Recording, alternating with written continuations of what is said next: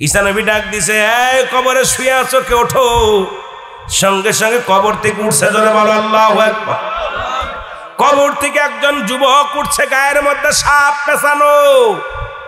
ভালো করে শুনবেন বাবা, গায়ের মধ্যে আগুন ধরানো, জিহ্বা টানিয়া বাঁধা, মাথার মধ্যে আগুনের কাক ঠুকায়া খাইতেছে, চিৎকার মেরে কান্দে।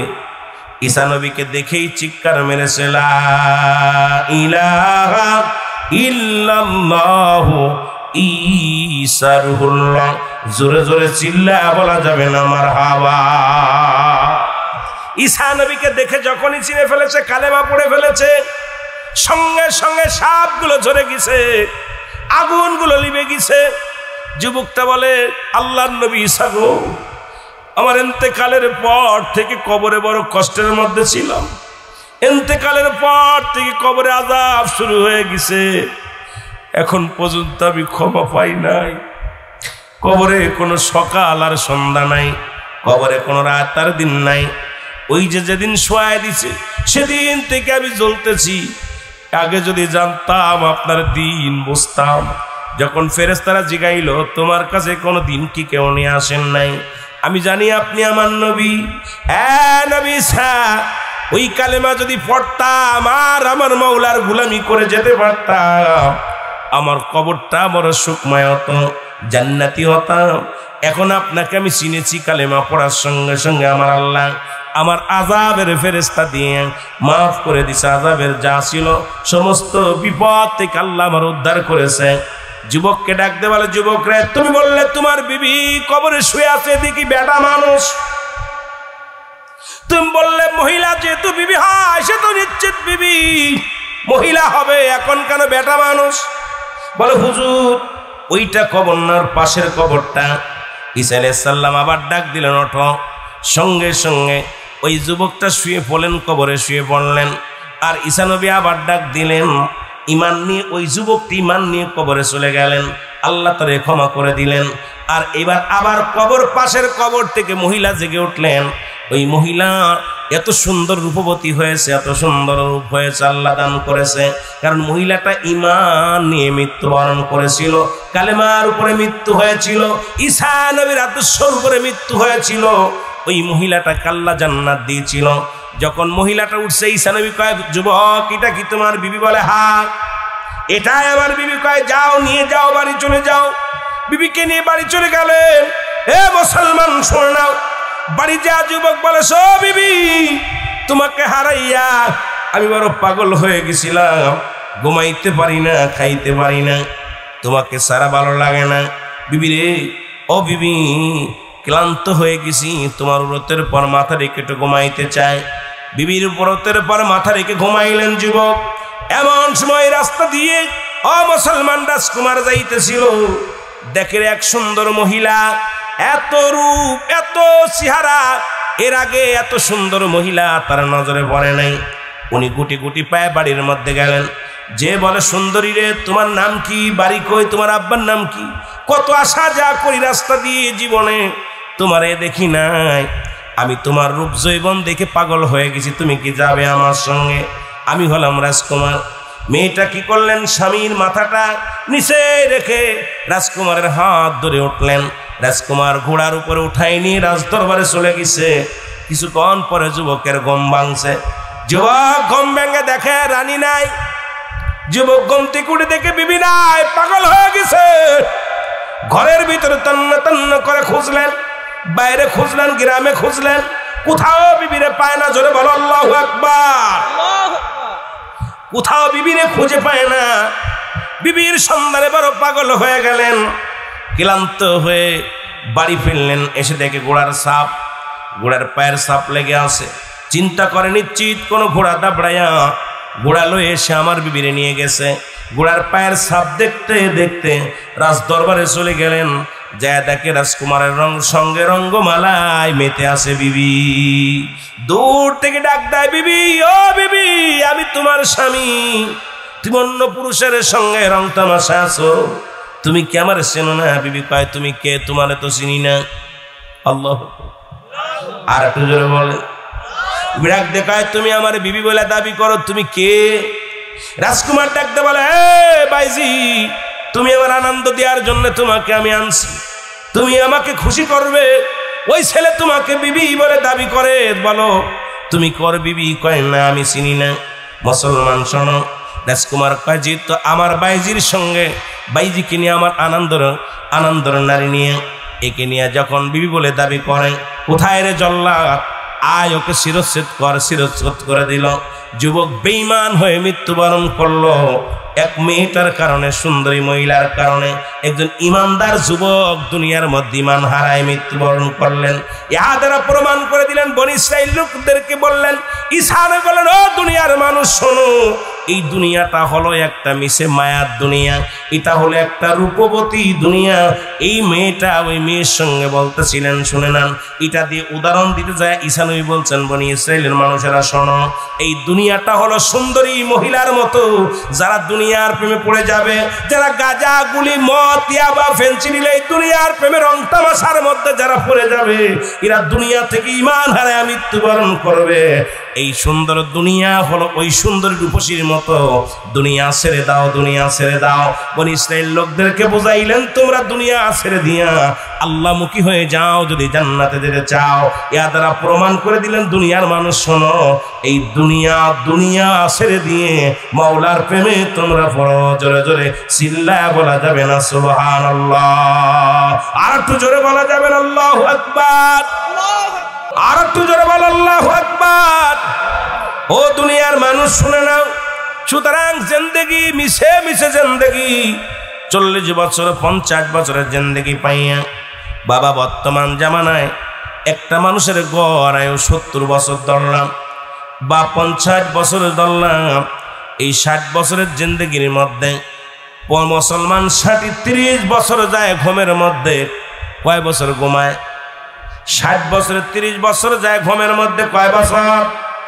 জোরে বলেন, কয় বছর? 30 বছর ঘুমের মধ্যে চলে যায়। থাকলো কত বছর? 30 বছর। এই 30 বছরের বাল্যকাল চলে যায় 10 বছর। কয় বছর? 10 বছরে চলে যায়। থাকলো কত? 20 বছরের মুসলমান শুনে নাও, যৌবনকাল চলে যায় 10 বছর।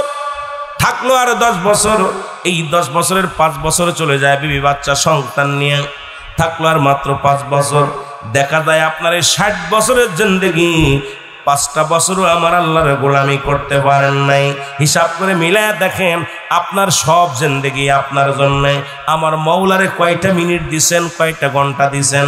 এই 24টা ঘন্টার ভিতরে আমার মওলারে 5 ওয়াক্ত নামাজের মধ্যে 1টা ঘন্টাও দেন নাই। কারণ এই 24 ঘন্টার আপনার 23 ঘন্টা আপনার আমার আল্লাহর 1টা ঘন্টা। এটাও দিতে যদি না পারি, আমার আল্লাহ কেমনে আমারে মাফ করবে? আল্লাহ আমার আপনার জন্য প্রস্তুতি রাখছে জাহান্নাম। আল্লাহ বলো,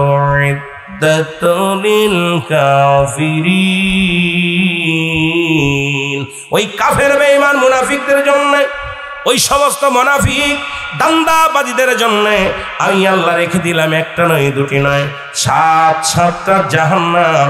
কিডা কিডা যাবেন একটু হাত দুখানা তুলে দেখা। রাসূল আকরাম সাল্লাল্লাহু আলাইহি ওয়াসাল্লামের ইন্তেকালের পরে মুসলমান শোনো, প্রায় 50 বছর পরে মক্কা শরীফের, মদিনা শরীফের বড় মসজিদের মধ্যে কাবা ঘরে সমস্ত মানুষগুলো মুসলমান শুনে নাও, নবীর দিকে, নবীর ভালোবাসার দিকে তাদের অন্তর ছিল। মুসলমান তাদের ঈমান কেমন ছিল? আজকে যেমন জুম্মার দিন গেল, এই কাবা শরীফের মুসলমান মসজিদে নববীর মধ্যে আলোচনা হয়, তুর্কিস্তানের যুদ্ধ শুরু হয়ে গেছে, কোনো ব্যক্তি আসো কি না? তুর্কিস্তানের মুসলমানদেরকে হত্যা করা হচ্ছে, মুসলমানদেরকে মেরে ফেলা হচ্ছে, মুসলমানদেরকে যে যেখানে পাচ্ছে সেখান থেকে শহীদ করে দিতেছে। এই আলোচনা ইমাম সাহেব বললেন, ও নবীর প্রেমিকেরা, তোমরা কেউ কি আছো ওই তুর্কিস্তানের মুসলমানদের বাঁচানোর জন্য, তুর্কিস্তানের মুসলমানদেরকে পাশে দাঁড়ানোর মতো এমন কোন ব্যক্তি আছো কি না? যদি থাকো তোমরা ঝাঁপিয়ে পড়ো ময়দানে, কারণ তুর্কিস্তানের মুসলমানেরা অনেক কষ্টের মধ্যে আছে। ওই মজলিসে ছিলেন হযরত ফারুক, আল্লাহু আকবার বলেন, হযরতে ফারুক বাড়ি এসে ডাকতে বলে, বিবি রে, শুনেছি তুর্কিস্তানের মুসলমানরা মার খায়, ইহুদিদের হাতে মার খায়, খ্রিস্টানদের হাতে মার খায়। বিবি রে, তুর্কিস্তানের মুসলমানেরা শাহাদাতের পেয়ালা পান করতেছে, কোরআনের পাখিগুলো ধরে ধরে জবাই করা হচ্ছে, কোরআনের পাখিগুলো ধরে ধরে তাদেরকে জীবিত পোড়ায় মারা হচ্ছে। বিবি রে, আমি যাব তুর্কিস্তানের যুদ্ধের ময়দানে যাব। ফারুকের বিবি ডাকতে বলে, স্বামী আপনি যাবেন তুর্কিস্তানের যুদ্ধের ময়দানে যাবেন, সবেমাত্র আমাদের বিবাহ হলো, সবেমাত্র নতুন বিবাহ হলো, 3 মাস বা 4 মাস আমাদের বিবাহ হলো। এখন আপনি চলে গেলে আমার কে দেখবে? আপনি যে চলে যান যুদ্ধের ময়দানে, আমি কোথায় যাব? কার কাছে যে দাঁড়াইব? আমার তো কেউ নাই, আপনি ছাড়া কেউ নাই। হযরতে ফারুক ডাকতে বলে, বিবি রে, শরীরা আমার দিন ইসলাম, আমার মুসলমান ভাইরা শাহাদাতের পেয়ালা পান করে। বিবি ডাকতে বলে, স্বামী নতুন বিবাহ আছে, এখন চলে গেলে কে দেখবে আমারই? বলে, এই নাও 4000 দিনার নাও, এই 4000 দিনার আমি রেখে গেলাম তোমার কাছে, আর তোমার গর্ভে আমার সন্তান, মাত্র 2 মাসের সন্তান। বিবি রে, জানি না ছেলে হবে কি মেয়ে হবে, যদি তোমার কাছে আমি দাবি করি আমি মাত্র 6 মাস পরে যুদ্ধ থেকে ফিরে আসবো, যদি বেঁচে থাকি 6 মাস যুদ্ধ হবে। বিবি, তুর্কিস্তানের মুসলমানেরা যদি বিজয় অর্জন করে আর আমি যদি বেঁচে থাকি তোমার সঙ্গে দেখা হবে, আর যদি মারা যায় আমার আর তোমার দেখা হবে কিয়ামতের ময়দানে। বিবি, ও বিবি, যাবার আগে আমার যে এই যে 4000 দিনার আছে এটা তোমাকে আমি দিয়ে গেলাম। আর একটা কথা বলে যায়, যদি আমার ছেলে হয় তাকে তুমি বড় আলেম বানাবা, এই জামানার বড় আলেম বানাইবা, তোমার কাছে আমার দাবি। আর যদি মেয়ে হয় তাকে ইসলামী আদর্শের মধ্যে গড়ে উঠাইবা, পর্দার মধ্যে রাখবা, একটা নামাজি আল্লাহওয়ালা ছেলে দিয়ে বিবাহ দিয়ে দিবা, এইটা আমি তোমার কাছে দাবি করে যাই। বিবি রে, আমি যাব যুদ্ধের ময়দানে যাব বলে চলে যাওয়ার জন্য রওনা হয়ে গেলেন। হযরতে ফারুকের সমস্ত যুদ্ধের সমাগম সব গোছায়া দিলেন। বিবি চোখের পানি ছেড়ে কান্দে, আর বিবি কয়, স্বামী আপনি যাবেন যুদ্ধের ময়দানে, বাড়ি আমি কেমন একা থাকবো? কান্দা চোখের পানি পড়ে, আর যুদ্ধের সমস্ত কিছু গোছায়া দিলেন। ফারুক যখন ঘোড়ার উপরে চেপে বসলেন, হযরতে ফারুক ঘোড়ার উপরে লাফ দিয়ে চেপে বসলেন। জোরে বলো আল্লাহু আকবার।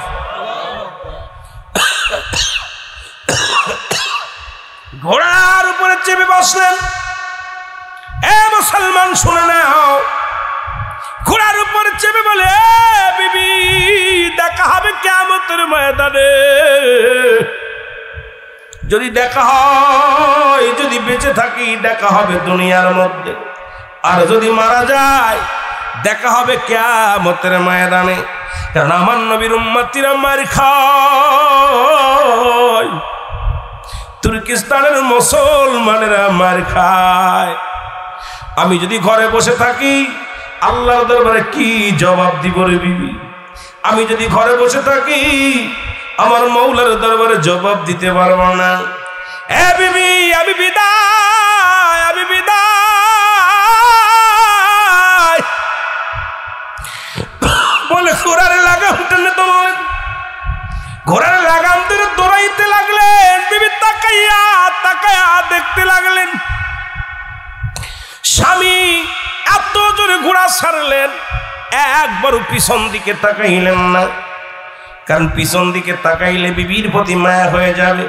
সুন্দরী বিবি রেখে যদি আমি দুনিয়ার মধ্যে বিবির প্রেমে পড়ে যাই, আমার রাসূলুল্লাহর উম্মতিরা মার খায়, আমি ফারুক জবাব দেব কি রাসূলের আদালতে গো? আমি ফারুক কি জবাব দিব আমার আল্লাহর দরবারে? আমি যাব, দুনিয়ার কোনো মায়া আমার ঠেকাইতে পারবে না বলে রওনা হয়ে গেলেন হযরতে ফারুক। আমার বাবারা, আমার গভীর মনোযোগ, চলে গেলেন। বিবি এদিকে পথের দিকে তাকায় রইলেন। 1 মাস গেল, 2 মাস গেল, 3 মাস গেল, 4 মাস গেল। 5 মাস চলে গেল, 6 মাস হয়ে গেল। 6 মাস যখন পূর্ণ হয়ে গেল, বিবি পথের দিকে তাকা আছে, স্বামী কখন ফিরে আসবে, কবে ফিরে আসবে। যত মানুষ গিয়েছিলেন অনেকেই ফিরে আসলেন। সবার কাছে যে শোনেন, তোমরা কি আমার স্বামীর দেখেছ? ও ভাই, আমার স্বামীর দেখেছ? কেউ বলে না। 6 মাস পার হয়ে গেল, স্বামী ফিরে আসলো না। বছর চলে গেল, স্বামী ফিরে আসলো না। 2 বছর ফিরে গেল, স্বামী ফিরে আসলো না। 3 বছর ফিরে, 3 বছর অপেক্ষায়, 4 বছর অপেক্ষায়, অপেক্ষা করতে করতে 27টা বছর পার হয়ে গেছে। জোরে জোরে চিল্লা বলা যাবে না আল্লাহু আকবার। কয় বছর? 27 বছর পার হয়ে গেছে। ফারুক আর ফিরে আসেন নাই। 27 বছর যুদ্ধে যাইয়া মুসলমান ধরা পড়েছিল, যুদ্ধে যাইয়া আটকে পড়েছিল, জেলখানায় কাটাইতেছে। 27 বছর পরে হযরত ফারুক উনি দেশের জন্য রওনা হয়ে গেছে। এদিকে তার বিবি বুড়া হয়ে গেছে, তার বন্ধু বান্ধব সবাই তো বুড়া হয়ে গেছে। যখন উনি গিয়েছিল তখন হযরত ফারুক মুসলমান, তার বয়স তখন এইরকম আমাদের মতো 40 বা বয়স, 30 বা 40 বছর বয়স ফারুকের। এদিকে 27 বছর ফিরে আসছে, বুড়া হয়ে গেছে রে মুসলমান। এদিকে জেলখানা থেকে সারা পাপার চিন্তা করে, আল্লাহ, না জানি আমার বিবি বেঁচে আছে, না জানি বিবি দুনিয়া থেকে মারা গেছে, না জানি বিবি অন্যের ঘর করতেছে, না জানি আমার ছেলে হয়েছে, না জানি আমার মেয়ে হয়েছে, না জানি কি অবস্থায় আছে, আমারে কি চিনবে? এই কথা বলিয়া বাড়ি আসলেন। বাড়ি আসিয়া মুসলমান শুনে নাও, ওদিন ছিল জুম্মার নামাজের দিন। জুম্মার নামাজে ফারুক জুম্মার আজান পড়ে গেছে। আল্লাহু আকবার, আল্লাহু আকবার, আল্লাহু আকবার, আল্লাহু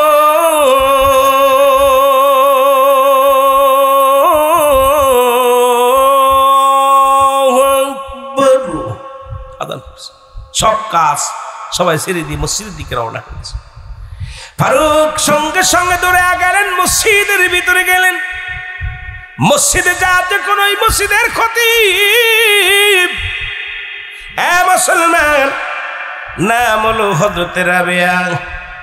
রাবিয়া আলাইহিস সালাম। জোরে জোরে চিল্লা বলা যাবে না আল্লাহু আকবার। তৎকালীন জামানার সবচেয়ে বড় বুজুর্গ আর যে রাবিয়া ছিলেন হযরত ইমাম মালিকের উস্তাদ।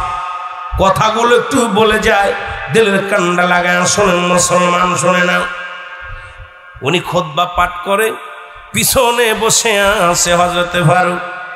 সন্তান যে ছেলে রেখে গিয়েছিলেন বিবির গর্ভে রে, সেই ছেলে খুতবা পড়ে, কিন্তু বাবা পাওয়া সন্তানের পরিচয় নাই। ফারুক আলোচনা করে, আলোচনা শোনে। এমন সময় নামাজ শেষ হয়ে গেল, দোয়া করে ইমাম মালিক সবাইকে নিয়ে রাবিয়া বসলেন, সবাইকে নিয়ে রাবিয়া আলাইহিস সালাম বসলেন।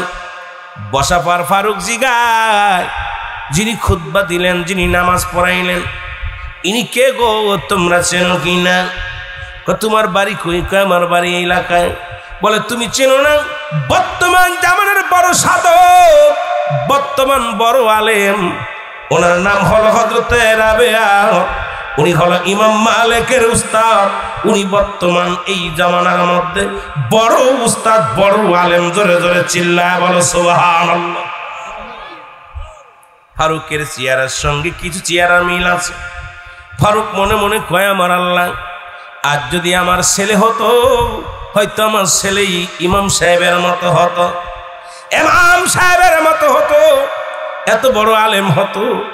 শুধু শুধু আবার বলে, আল্লাহ, শুধু শুধু কি কল্পনা করি, না জানি আমার মেয়ে হয়েছে, না জানি আমার ছেলে হয়েছে, না জানি বিবি আছে। চিন্তা করিয়া হযরতে ফারুক বিবির খোঁজে পাগল হয়ে গেলেন। বাড়িটাও চেনে না, কারণ যে বাড়ি রেখে গিয়েছিল সেই বাড়ি এমন ভাবে মুসলমান চারিদিকে প্রাচীর করা। মুসলমান বাবারা শোনো, এখানে ঢুকবে কেমন করে? ফারুক বিবি বাচ্চাকে খুঁজতে খুঁজতে কোথাও খোঁজার জায়গা নাই। হঠাৎ এই জায়গা ঠিকানাটা ওনার ঘরের ঠিকানাটা ওনার মনে এসে গেল। ওখানে যায় দেখে প্রাচীর করা, ঘোড়াটার লাগাম ধরে ভিতরে প্রবেশ করলেন। আর ওই দিন রাবেয়া তসবিহ পড়তেছে ঘরের মধ্যে বইয়া, দাই নামাজে বসিয়া হযরত রাবেয়া আলাইহিস সালাম উনি বইয়া বইয়া তসবিহ পড়তেছে। যখন ভিতরে একজন অচেনা পুরুষ প্রবেশ করেছে, সঙ্গে সঙ্গে যাইয়া রাবেয়া তারে ধরে ফেলেছে, হাত ধরে ফেলেছে। ধরে বলে, তুমি কে? বলে, আমি ফারুক। বলে, কেন এ বাড়িতে আসছো? তুমি চুরি করতে এসেছো? বলে, না, চুরি করতে আসি নাই বাবা, আমি আমার বাড়িতে খুঁজতেছি। এই বাড়িটা কার? কয়, বাড়িটা আমার। বলে, বাবা, আমি মনে করেছি বাড়িটা আমার। কয়, না, তুমি চুরি করতে এসেছ। ও মুসলমান। ফারুক বলে, না, আমি চুরি করতে আসি নাই। দুজনের ভিতরে কথা কাটাকাটি হয়। বলে, কথা কাটাকাটি হয়, মুসলমান শুনে না গো। ফারুক বলে, আমি মনে করেছিলাম এই বাড়িটা আমার। আমার বিবি ছিল, সেই বিবি কোথায় গেছে আমি খুঁজে পাই না। আমার বিবি গর্ভবতী ছিল, ছেলে হয়েছে বা মেয়ে হয়েছে আমি জানি না। আমি তাদের সন্ধানে ঘোরাঘুরি করি, খোঁজাখুঁজি করি, পাই না। ও মুসলমান, শুনে নাও, শুনে নাও। রাবিয়া কি বললেন? কোনো কৈফিয়ত চলবে না, সকাল হবে, কাজীর দরবারে যেতে হবে। আর ওই জামানার কাজী ছিল ইমাম মালিক। মুসলমান শুনে রাবিয়ার ছাত্র, উনি ছিলেন তৎকালীন জামানার কাজী। উনি বিচারক। মুসলমান শোনো, সকাল ফজরের আযান হলো, নামাজ শেষ করিয়া হযরতে ফারুক চলে গেলেন, খবর দিলেন ইমাম মালিকের, কোথায় আপনারা আসেন, চোখ ধরেছি। এবার ইমাম মালিক বাড়ির ভিতরে আসলেন। ইমাম মালিক দেখলো, বলল মুরব্বীকে দিকে, বলে, মুরব্বী রে, তোমাকেও দেখলাম গতকালকে ওই মসজিদে নামাজ শেষে বসেছিলাম, আমার জিগাই লাইনি কে? এই যে জিগানো পর আজকে তুমি এই বাড়িতে চুরি করতে এসেছো? বলে, না, চুরি করতে আসি নাই। আমার কথা শোনেন। বলে, কি বলতে চাও বলো। আমার বিবির নামে আমি যখন শুনেছিলাম এই মসজিদের মধ্যে ইমাম সাহেব আলোচনা করতেছিল, তুর্কিস্তানে মুসলমানেরা মার খায়, তুর্কিস্তানে মুসলমানেরা চাহাতের পেয়ালা পান করতেছে রে। মুসলমান হাফেজ কোরআনের পাখিগুলো হত্যা করা হচ্ছে। আমি ওই কথা শুনিয়া যুদ্ধের ময়দানে যাই। তখন আমার বিবি মাত্র 3 থেকে 4 মাস গর্ভবতী। আমার বিবির গর্ভে তখন সন্তান ছিল, আমার বিবির নামেই। এই কথাগুলো যখন পরিচয় দেয় ভিতর থেকে, রাবিয়ার মা শুনতে পাই রে। দৌড়ে এসে রাবিয়াকে ধাক্কা দিয়ে সরা বলে, বাবা রে, যে লোকটাকে তুমি ধরেছ। সঙ্গে সঙ্গে মুসলমান বিবি সামনে হাজির হয়ে গেলেন। রাবিয়া কয়, মা, তুমি চেনো না, জানো না, এই পুরুষটাকে বাঁচানোর জন্য তুমি গান গাইলা? বাবা, এই পুরুষ কোনো সাধারণ পুরুষ নয়। এই পর আমি জীবনে কোনোদিন 27টা বছর কোনো পুরুষের সামনে যাই নাই। আজকে বাধ্য হয়েছি যার জন্য, যাকে তুমি চোর বলিয়া ধরে রাখছো, যার তুমি বিচার করবো বাবা, তিনি আর কেউ নয়, তিনি তোমার জন্মদাতা পিতা। জোরে জোরে চিল্লা বলা যাবে না সুবহানাল্লাহ।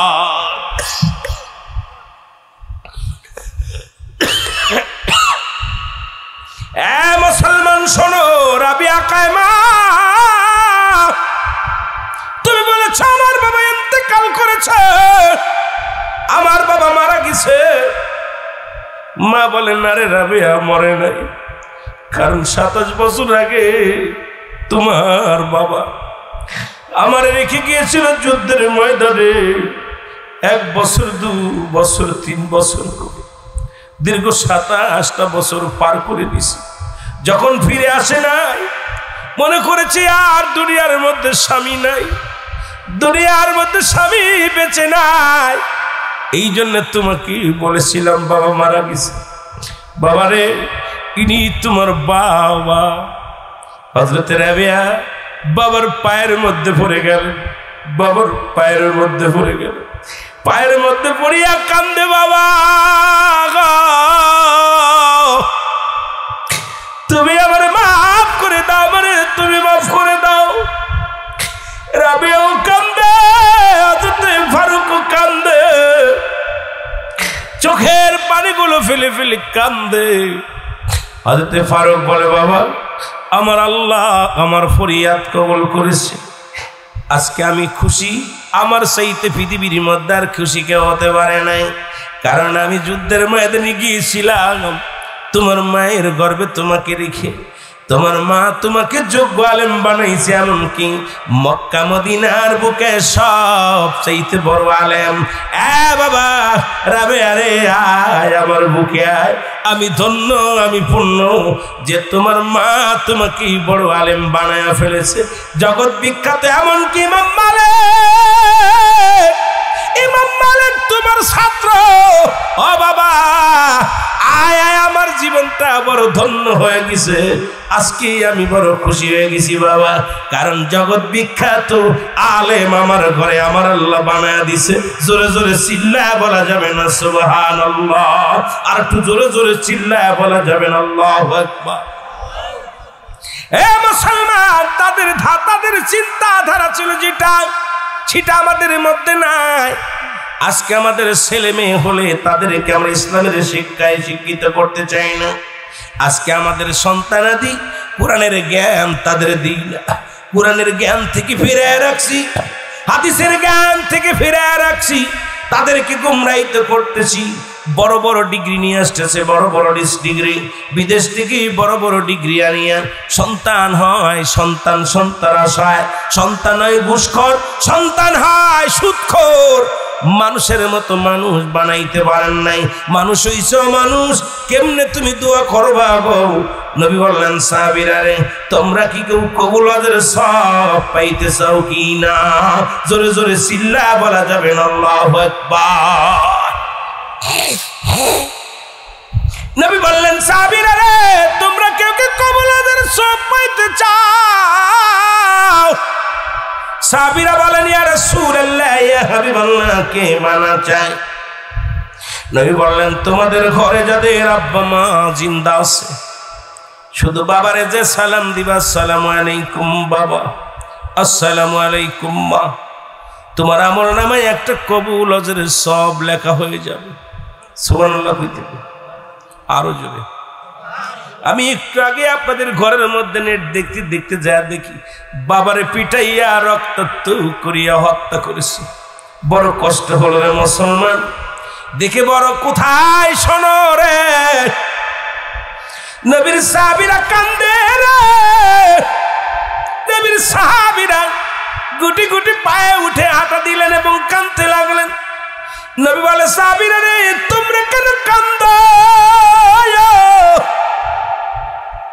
সাহাবীরা বলে, ইয়া রাসূলুল্লাহ, ইয়া হাবিবাল্লাহ, এই ওয়াজটা যদি আগে শুনতাম, 2 মাস আগে বাবা মারা গেছে, 1 মাস আগে মা মারা গেছে, 15 দিন আগে বাবা মা মারা গেছে, আমরা আব্বা মা হারায়া ফেলেছি, এত বড় আমল থেকে বঞ্চিত হয়ে গেছি। ইয়া রাসূলুল্লাহ, ইয়া হাবিবাল্লাহ, আজ তো আমাদের ধরার মাঝে বাবা নাই মা নাই, এই আমল থেকে আমরা দূরে সরে গেলাম। নবী কয়, সাহাবীরা রে, তোমরা শুধু কান্দো, তোমরা কি জানো না আমি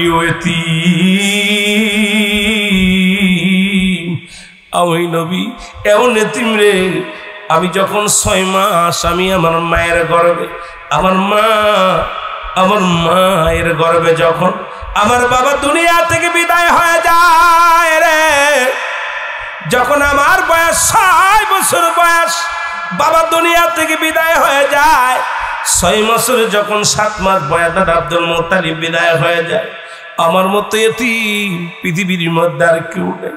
তোরা শুধু কান্দিস, আমি নবীও তোমাদের মতো এতিম, আমার মা নাই, আমার বাবা নাই। জিবরিল ডাক দে কয়, আল্লাহ কয় ডাক দে জিবরিল, তাড়াতাড়ি যা আমার হাবিবের জানায় আয়। আমার হাবিবের চোখে পানি, আমার হাবিবের সাহাবীদের চোখে পানি, আমি মওলা সইতে পারি না। যাদের আব্বা নাই মা নাই, তাদের জন্য আমি ঘোষণা করে দিলাম, আমার নবীর জানায় রব্বির হামহুমা কামা রব্বায়ানি সগীরা। আমার সাথে বলেন রব্বিরহামহুমা কামা রব্বায়ানি সগীরা। জোরে জোরে চিল্লা বলা যাবে না আল্লাহু আকবার। আল্লাহ ডাকতে বলে হাবিব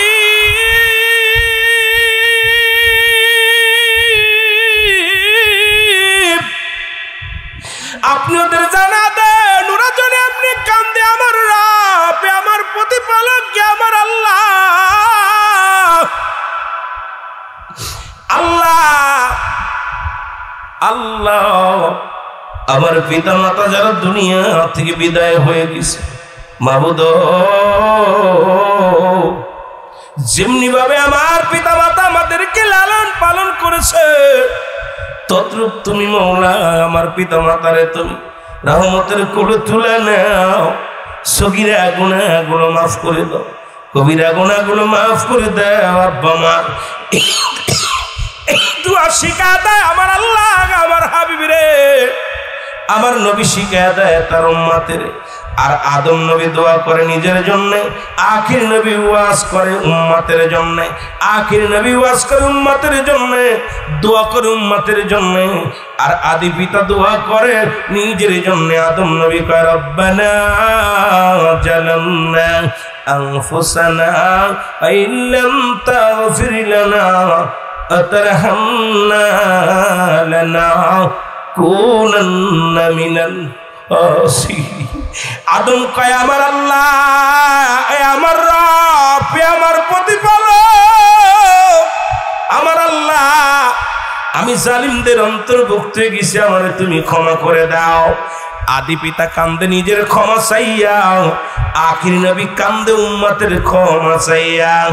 আখির নবী কান্দে তার মা বাবার জন্য, আখির নবী কান্দে উম্মতের শিকায়ত আব্বা মার জন্য কান। আর আমার নবী মুসলমান শুনে নাও সেই মা বাবার গায়ে হাত দেয়, সেই মা বাবারে কষ্ট দেয়, সেই মা বাবারে কষ্ট দিয়া তুই কেমনে শান্তি পাইতে চাস সেই দুনিয়ার মুসলমান। গভীর মনোযোগ, এই গভীর মনোযোগ। আব্বা মারে কষ্ট দিয়া তুই কেমনে বড় হতে চাস রে বাবা, কেমনে তুই আল্লাহর দরবারে প্রিয় হইতে চাস? সম্ভব নয়, সম্ভব নয়, সম্ভব নয়। মায়ের একটু শব্দ করিস না, বাবার একটু শব্দ করিস না। নবী বলছে তোমাদের মা বাবা যখন বড় হয়ে যায় তোমরা মনে করবা তোমাদের একটা ছেলে তোমাদের একটা মেয়ে, তোমাদের ছোট ছোট ছেলে মেয়েরা যেমনি বিরক্ত করে, মানুষ যখন বুড়া হয়ে যায় ওই মানুষটা ছোট মানুষের মতো ব্যবহার শুরু হয়ে যায়। ছোট মানুষ যেমন বিরক্ত করে বুড়া আর বুড়ি এমনি বিরক্ত করে। খবরদার তোর মারে বুড়ি বলবি না, তোর মারে বুড়া বলবি না। আজকে তোর মারে বুড়ি বলবি না, মা বাবারে বুড়া বুড়ি বলবি না। আজকে টাউনে গেলে দেখা যায় দাড়িগুলো পেকে গেছে, এই মানুষটা ভ্যান চালায়, রিক্সা চালায়, কত কষ্ট করে সবজি বিক্রি করে। এই বুড়া মানুষগুলোর সন্তানগুলো বড় বড় হয়েছে তবু তাদের খাবার দেয় না, সত্য যত্ন নেয় না। আরে দুনিয়ার মানুষেরা এই পৃথিবীর মধ্যে এত বড় নিয়ামত পাইয়া এই বঞ্চিত হয়ে গেলি আল্লাহর আদালতে কি জবাব দিবি? জবাব দেওয়া সম্ভব হবে না। জোরে জোরে চিল্লা বলা যাবে না, ঠিক কিনা? আমার আল্লাহ জেলখানায় নেন নাই, আমার আল্লাহ রব্বুল আলামিন হাসপাতালে নেন নাই, আমার আল্লাহ রব্বুল আলামিন বাজার ঘাটে নেন নাই। রিয়াজুল জান্নাহ বেহেশতের বাগান, এই কবরবাসীদের স্মরণে যে দেশে গেলে মানুষের বিচার হয়, যে দেশে গেলে মানুষের হিসাব হয়, সেই দেশের মাহফিল ওসিলা করে আজকের এই জান্নাতের বাগানে বসার মতো সুযোগ আল্লাহ দান করলো। আল্লাহর দরবারে উচ্চ কণ্ঠে আওয়াজ দ্বারা একবার চিল্লায়া বলেন আলহামদুলিল্লাহ। এ দুনিয়ার মুসলমান গভীর মনোযোগ। বান্দা যখন রিয়াজুল জান্নাহ বেহেশতের বাগানের উদ্দেশ্যে বাড়ি থেকে রওনা হয়ে গেছে, প্রতিটা কদমে কদমে আমার আল্লাহ সগীরা গুনাহগুলো মাফ করে দিছে। কি গুনাহ? জোরে বলা যাবে না কি গুনাহ? সগীরা গুনাহগুলো মাফ করে দিছে। ও বান্দা, আমরা শুধু সগীরা গুনাহ করি নাই, পদে পদে করছি কবিরা গুনাহ। নামাজ ছেড়ে দেয়া কবিরা গুনাহ, মিথ্যা বলা কবিরা গুনাহ, বেগানা মহিলার সঙ্গে দেখা দিয়া কবিরা গুনাহ, বেগানা পুরুষের সঙ্গে দেখা দিয়া কবিরা গুনাহ। হাজারো প্রকার গুনাহ করেছো বান্দা। এই গুনাহ যদি তোমরা মাফ করাইতে চাও, যদি কোথাও রিয়াজুল জান্নাহ বেহেশতের বাগানের সংবাদ শুনতে পাও, আল্লামা কুতুবী রাহমাতুল্লাহ বয়ান করে, দুনিয়ার মানুষ শোনো, বান্দা যখন কবরের ভয়, বান্দা যখন জাহান্নামের ভয় অন্তরের ভিতরে চলে আসে, বান্দা যখন দুনিয়ার ভিতর থেকে, এ মুসলমান শুনে নাও, যখন কবরের চিন্তা অন্তরের ভিতরে প্রবেশ করে, আল্লাহকে খাস তওবা করি আল্লাহ বলে ডাক দেন, আমার আল্লাহ বান্দার জীবনের দরিয়া দরিয়া গুনাহগুলো মাফ করে দেয়। জোরে বলা যাবে না সুবহানাল্লাহ? কি গুনাহ মাফ করে দেয়? কবিরা গুনাহ। তাহলে জান্নাতের বাগানে আসলে লাভ না লস? একটু জোরে বলা যাবে? জান্নাতের বাগানে আসলে কি? জোরে বলেন, আসলে কি লাভ? এ মুসলমান শুনে নাও, আসার নিয়ত করছেন সগীরা গুনাহ মাফ, এসে বসেছেন, খাস তওবা করবেন, কবিরা গুনাহগুলো মাফ। জীবন ভরে কত গুনাহ করছেন, মিথ্যার মধ্যে জড়িত আছেন। ও মুসলমান, এখন যদি বলি নামাজ কয়েক তো পড়ছেন, হয়তো হাতে গোনা শতকরা আমাদের 60% উঠবে বলে আমার বিশ্বাস হয় না।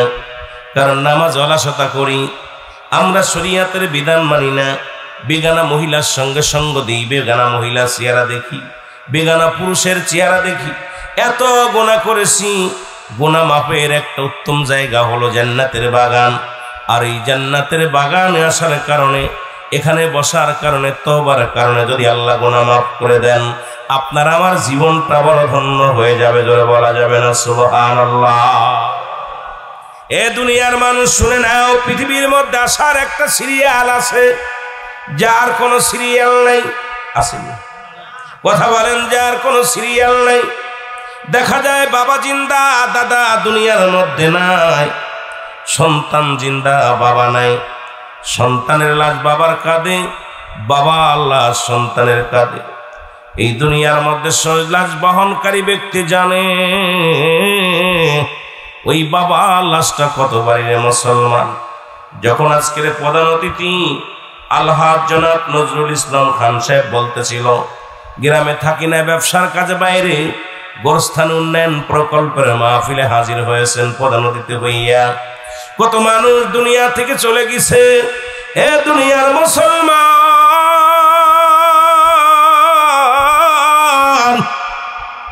গভীর মনোযোগ খেয়াল করবেন, খুব মনোযোগ দিয়ে খেয়াল করবেন। সন্তানের লাশ বাবার কাঁধে, বাবা আল্লাহ সন্তানের কাঁধে।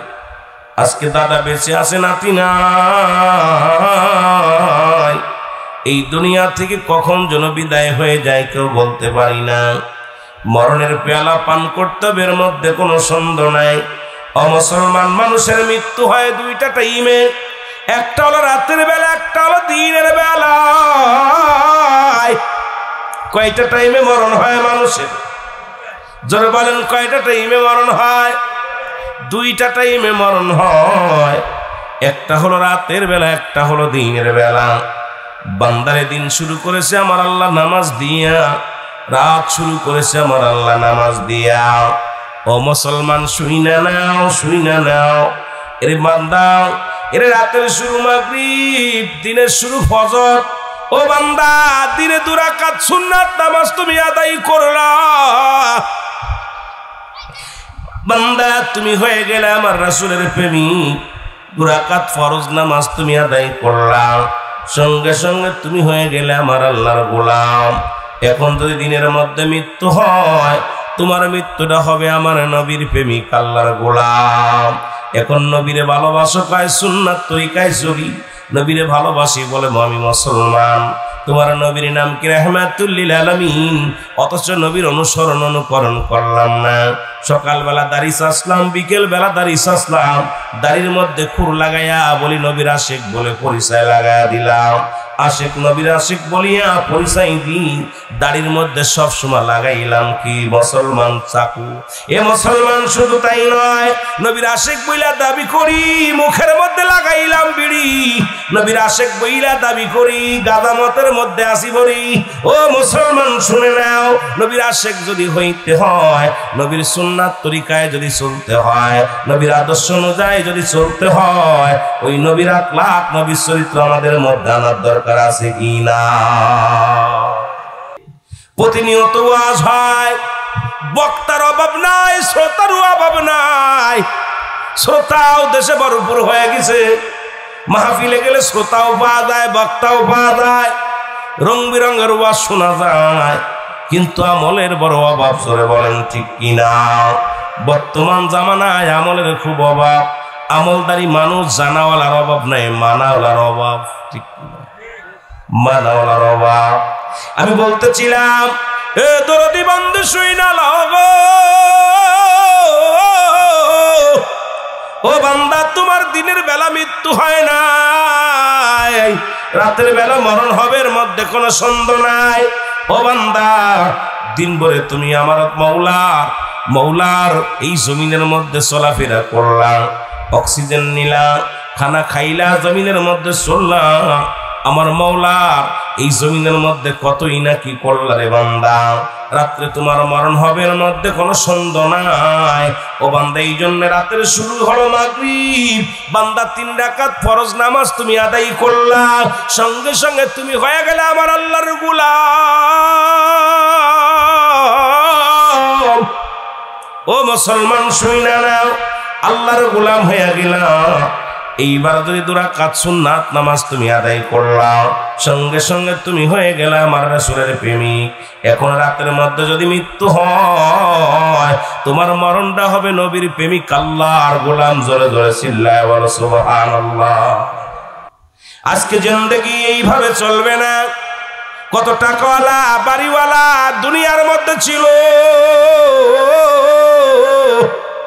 সবাই বিদায় নিয়ে চলে গেছে। মানুষের 3টা বিপদ। নাম্বার 1 হলো মানুষের মরণ, নাম্বার 2 হলো কবর, নাম্বার 3 হলো কিয়ামতের ময়দান। একটার পর একটা বিপদ রে মুসলমান। একটা বিপদ নাম্বার 1 হলো মানুষের মরণ, নাম্বার 2 হলো কবর, নাম্বার 3 হলো কিয়ামতের ময়দান। একটার পর একটা বড় বিপদ। এই মরণের কথা বলতে গেলে বড় কষ্ট হয়। ফিরাউন, নমরুদ, কারণ পৃথিবীর মধ্যে যারা খোদাই দাবি করলো, তাদেরকে আমার আল্লাহ শেষ করে দিল। একমাত্র সৃষ্টিকর্তা যিনি স্রষ্টা, যার মরণ নাই, সৃষ্টির মরণ আছে। ঠিক কিনা? স্রষ্টার মৃত্যু নাই, সৃষ্টির মৃত্যু আছে রে বোন। ও মুসলমান শুইনা নাও, এই মরণের কথা বলতে যাইয়া আল্লামা মুফতি আমজাদ আলী সাহেব একটা কিতাব লিখছে গো।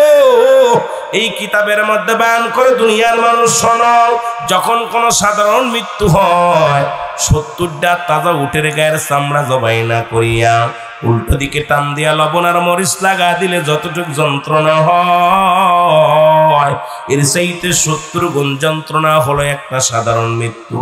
এখন মরণকালে যারা পায়খানা করে দেয়, মরণকালে যারা প্রস্রাব করে দেয়, মরণকালে অনেকের জিহ্বা উঠ বড় হয়ে যায়, মরণকালে অনেকের চোখ দুটি বড় বড় হয়ে যায়, মরণ সময় অনেকের মুসলমানের টাঙ্গ পড়ে যায়, মরণের সময় কান্নাক দিয়া রক্ত বাইর হয়ে যায়। তাদের মৃত্যুটা কত কঠিন হয়, জোরে জোরে চিল্লায়া বলা যাবে না আল্লাহু আকবার। আল্লাহ কয়, বান্দা আমার আল্লাহর কথা হনো। আল্লাহ কয়, বান্দারে জমিনের মধ্যে যা কিছু আছে সব কিছু আমি আল্লাহ চূর্ণ বিচ্ছিন্ন করে দিব। বাবারা আমার খেয়াল রাখবেন, ও আমার দাদু ভাইয়েরা সবাই খেয়াল রাখবেন। আল্লাহ কয়, বান্দা এই জমিনের মধ্যে যা কিছু আছে সব কিছু আমি চূর্ণ বিচ্ছিন্ন করে দিব।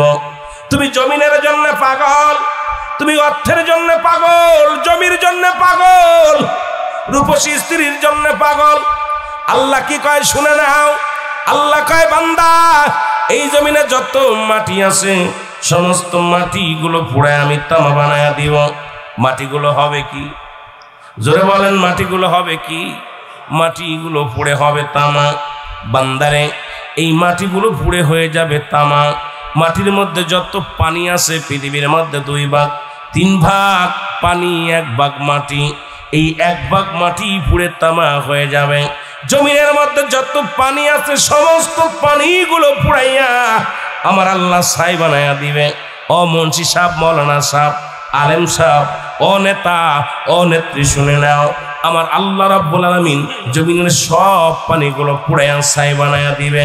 আল্লাহ কয় বান্দা যেদিন কিচ্ছু বলতে কিচ্ছু থাকবে না, সেদিন থাকবো শুধু আমি। কে থাকবে? আল্লাহ। জোরে বলেন, কে থাকবে? আল্লাহ। স্রষ্টা থাকবে, সৃষ্টি সব শেষ হয়ে যাবে। আমার আল্লাহর কুরআন, আল্লাহ কয় বান্দারে সব কিছু যেদিন চূর্ণ বিচ্ছিন্ন হয়ে যাবে, সেদিন থাকবো শুধু জন্য তুমি সুদ খাও, কার জন্য ঘুষ খাও, কার জন্য তুমি মানুষের সম্পদ লুণ্ঠন করো, কার জন্য দুনিয়া বাড়ি গাড়ি দুনিয়া পর্যন্ত কি কার জন্য করে গেলে রে মন। এই পৃথিবীর কিচ্ছু নেওয়া সম্ভব নয়, নিয়ে কেউ যেতে পারে নাই।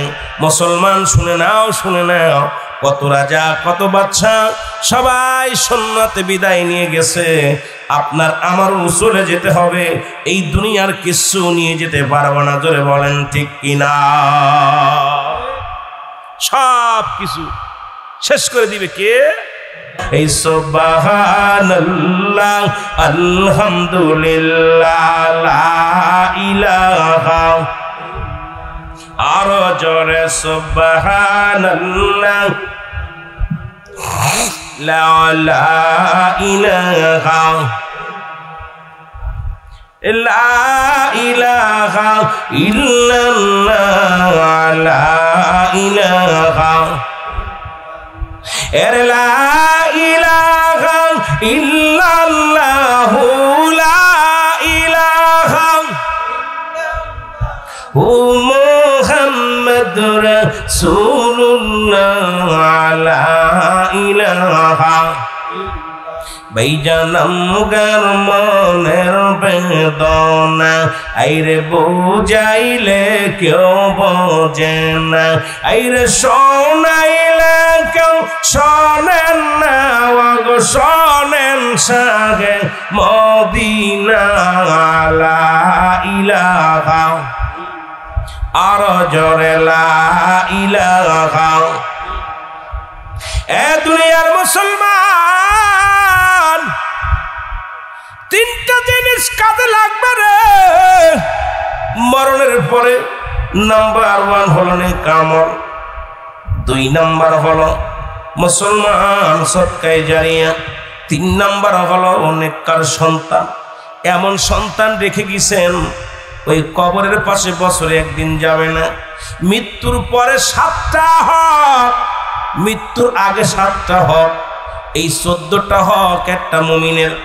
মৃত্যুর পরে 7 নাম্বার হক হলো সময় মতো করে বাবা মায়ের কবরটা জিয়ারত করা, তাদের 1 নাম্বার তাদের জন্য মাগফিরাত কামনা করা, 2 নাম্বার তাদের জন্য সওয়াব রসানি করা। কিন্তু আজকে আমাদের এই আব্বা মা যারা গোরস্থানে শুয়ে আছে, একটা লোকও যাই না তাদের জন্য দোয়া করার জন্য, তাদের জন্য দোয়া করতে যাই না, তাদের কবরটা জিয়ারত করি না। এমন কবর আব্বা মার কবরগুলো 2-4 বার পরে আমরা ভুলে গেছি, নামও জানি না। ওই কবর গোরস্থান কোথায় আছে কেউ জানি না। ও মুসলমান শুনে নাও, সুতরাং এইটা কি সন্তান রেখে গেলাম, তোমার সম্পদগুলো তারা বক্ষণ করবে। তোমার সম্পদ, তোমার বাড়ি, তোমার ঘর, সব কিছু তোমরা সব কিছু দিয়া গেলাম, কিন্তু তোমার জন্য দেওয়ার মানুষ নাই। এই জন্য মুসলমান বেঁচে থাকতেই সদকায়ে জারিয়া করে যায়।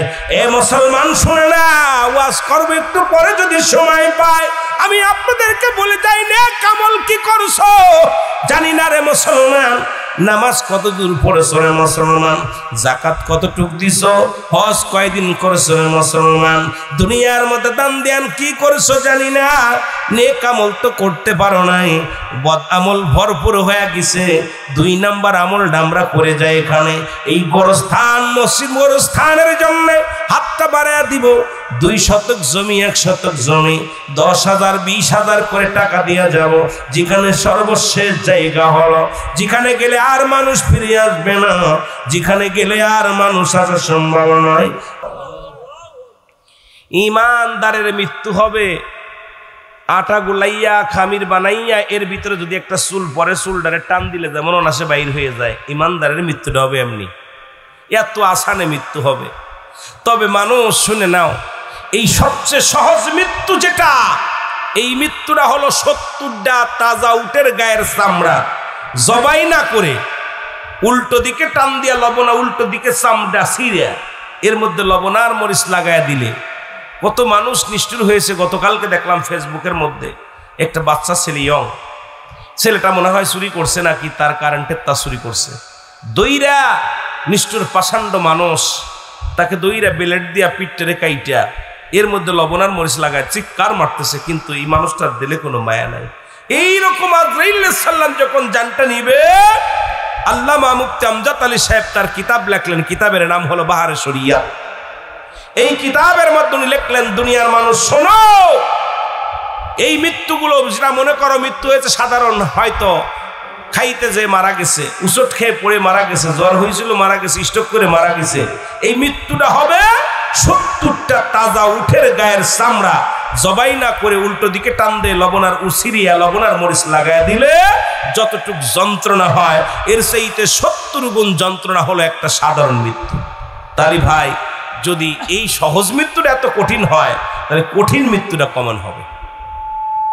আপনাদের কি মরণ হবে? কথা বলেন না।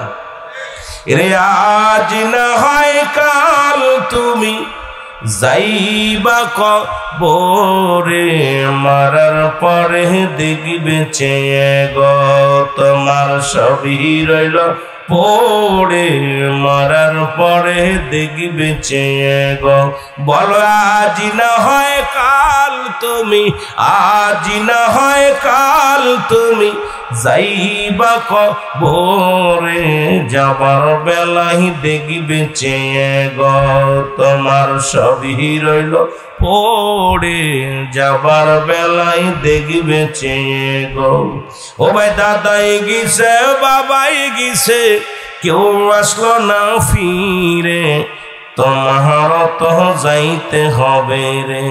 ও ভাই, অন্ধকার কবরে তোমার তো যাইতে হবে রে। বলো আজ না হয় কাল তুমি, আজ না হয় যাইবা কবরে, মারার পরে দেখবে চেয়ে গো তোমার সবই রইল পড়ে, মারার পরে দেখবে চেয়ে গো। মরণের ভয় আল্লাহর রাস্তা আমাদের ভিতরে নাই। যদি বলি এখন দেখবেন প্রায় সময় সেলফি তুলতেছে, দাদার লগে দাদা মারা গেছে, মরা দাদার গলা দইরা সেলফি তুলতেছে। আরে মানুষ কত বড় নিষ্ঠুর হয়ে গেছে মানুষগুলো। কবরে দাদার দাড়ি দইরা, মরা মানুষের দাড়ি দইরা ছবি তুইলা এটা ছাড়ি দিচ্ছে আমার দাদা মারা গেছে। আহা, একটু যদি দয়া মায়া ভিতরে থাকে মানুষটা, এই মানুষটা যে মারা গেল তোমারও যে কবরে যাইতে হবে, এই চিন্তা ধারা আমাদের ভিতরে নাই। বড় দুঃখজনক ব্যাপার। আমি কিছুদিন লক্ষ্য করতেছি যে একটা মানুষের ভিতরে মরণের চিন্তা ভাবনা দেখতেছি কেন জানি একটা কোরআন নিয়ে খেলতে খেলতে যেমন কোরআনের প্রতি ভয় নাই। মসজিদে নামাজ যারা পড়ি দেখবেন এই মুসল্লির জানে ভয় নাই, কিন্তু একজন বেনামাজি যখন মসজিদের পাশ দিয়ে যায় বেয়াদবি করলে কিন্তু ভয়ে কাঁপে থরথর করে, আর আমরা মসজিদে যে হট্টগোল শুরু করি, যেটা বলেন ঠিক কিনা। তো এই মরণ দেখতে দেখতে এখন আর নিজের মরণের কোনো ভয়ই নেই, সেলফি তুলে ছাড়তেছে।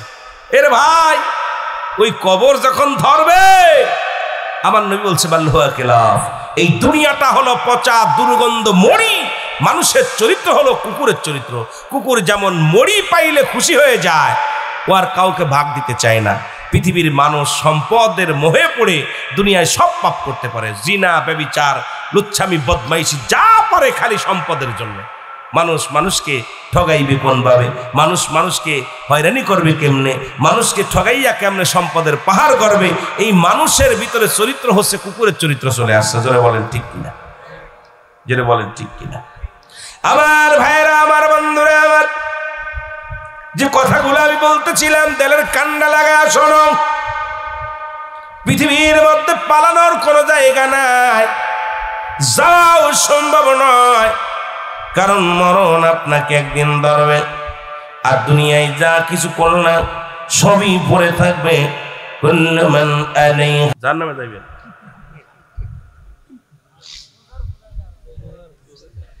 এইরাম বাংলা কথা কইতেছি, সিরাজগঞ্জের ভাষা। আমি তো একদম বইয়ের ভাষায় কথা বলতেছি, আঞ্চলিক ভাষায় বলতেছি না, একদম বাংলা ওয়াজ করতেছি। তারপরে যদি কয় বুঝি না, তাহলে আমার এটা ব্যর্থতা।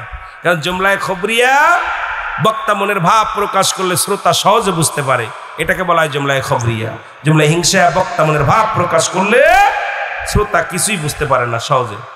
ইয়েস আর নো আর ভেরি গুড, কথা বুঝলেন?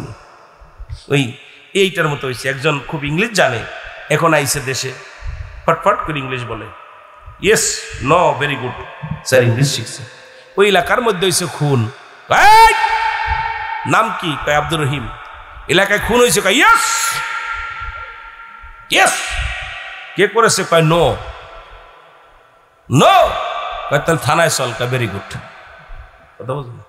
পুলিশি দইরা, কারণ পুলিশই তো সাইডে দড়ি ফোকায়, বোঝেন না? রাগ করেন না।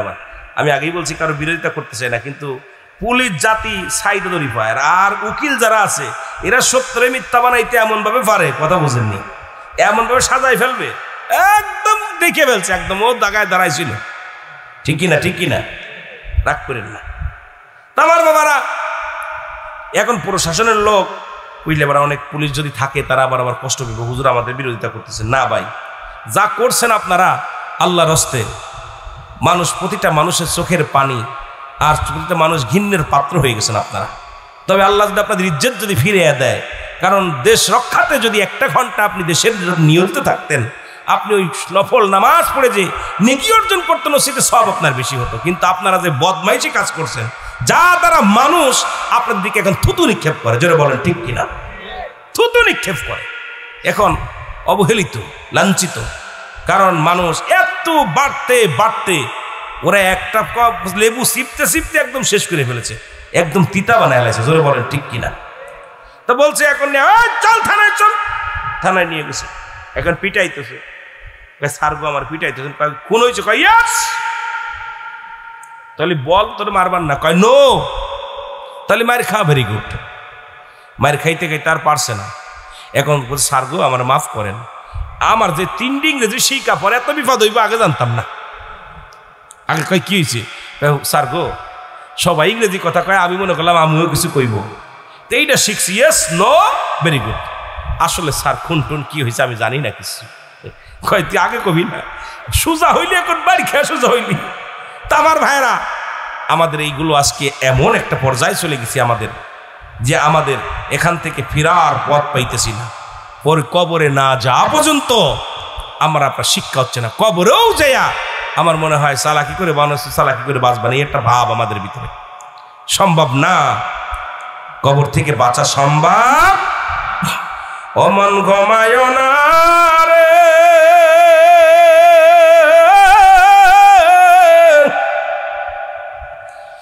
নাম জপ মৌলার, একদিন ঘুমাইবি রে মন, কবর মাঝার মন, ঘুমায় না রে যমন, ঘুমায় না রে।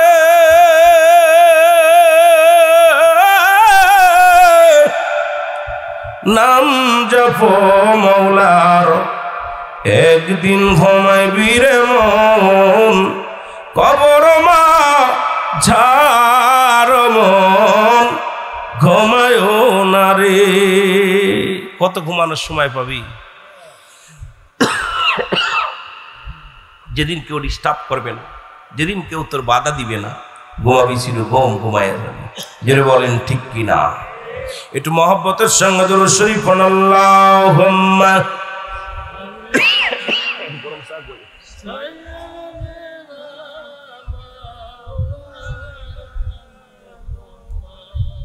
ওয়া আলা আলি সাইয়্যিদিনা আম্মাদ, আল্লাহুম্মা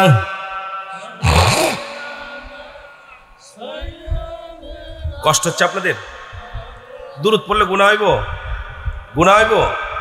দুরূদ শরীফ পড়লে গুনাহ হইব? ইন্না নিচিন্নাল্লাহ, আমি আল্লাহ ইউসাল্লিনা, আমি পড়েছি আলান নবী, আমার নবীর উপরে। ইয়া আইয়ুহাল্লাযিনা আমানু, হে ঈমানদার বিশ্বাসীরা, সাল্লু আলাইহি ওয়া সাল্লিমু তাসলিমা, দুরুদ ও সালাম পাঠ করতে হবে নবীর উপরে কেমনে, তাসলিমান আর তাজিমান, সম্মানের সঙ্গে তাজিমের সঙ্গে আমরা দুরুদ শরীফ পড়ব। নবীর উপরে দুরুদ পড়লে নবী নিজেই খুশি হয়, নবীর উপরে দুরুদ পড়লে আল্লাহ খুশি হয়, নবীর উপরে দুরুদ পড়লে আপনার কে খুশি হয়? মদিনাওয়ালা নিজে খুশি হয়। নবীর উপরে দুরুদ পড়লে 10টা গুনাহ মাফ হয়, নবীর উপরে দুরুদ পড়লে 10টা নেকি আমলনামায় লেখা হয়, নবীর উপরে দুরুদ পড়লে 10টা পুরস্কার ইয়াউমাল কিয়ামতের ময়দানে আল্লাহ দান করবে। তো এটা পড়তে গেলে কষ্ট হচ্ছে, কষ্ট হচ্ছে। এসব যে দুরুদ শরীফ তাও কাবু, জিকির করলাম তাও পারেন না, আর জিকির করতে গেলাম করতেছেন না, এরপরে দুরুদ শরীফ পড়তে গেলে পড়তেছেন না, সুবহানাল্লাহ কইলে গেলে কইতে পারছেন না, আলহামদুলিল্লাহ কইলে গেলে কইতে পারতেছেন না। ঘটনাটা কি ভাই? কষ্ট হচ্ছে? এগুলো তো ঠিক না ভাই, কথা বলতে হবে। এখন এটা জোরে জোরে যা বলবেন জোরে বলবেন, কথা বলবেন, আওয়াজ দিবেন। জান্নাতি মানুষ, এমন জান্নাতি মানুষ হতে হবে মুসলমান হতে